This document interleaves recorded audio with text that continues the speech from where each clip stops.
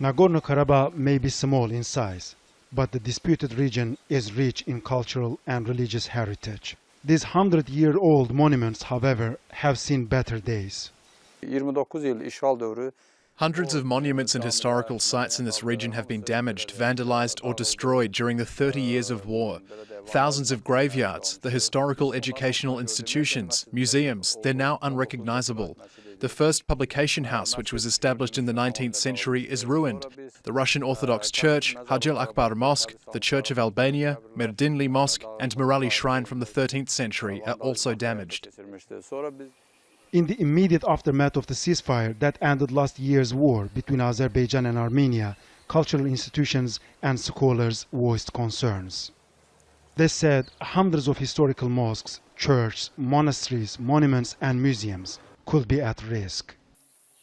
Armenia says between 1997 and 2006, Azerbaijani forces damaged or destroyed thousands of the historical sites, including medieval churches and graveyards in Khojavend.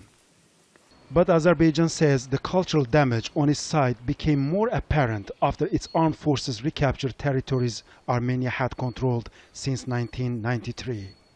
And that the scale of the destruction to sites, including mosques and libraries, is bigger than expected.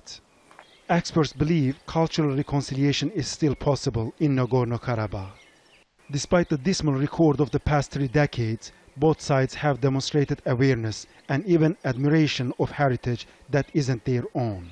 The war does not kill only soldiers and civilians, but also historical heritage. There's no insurance for this heritage. Both Muslim and Christian heritage of this region have been vandalized. We have to be meticulously careful not to further harm the historical cultural sites.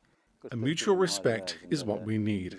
I believe both sides have learned a lesson that this destructive war should not be a never-ending circle which destroys our common history.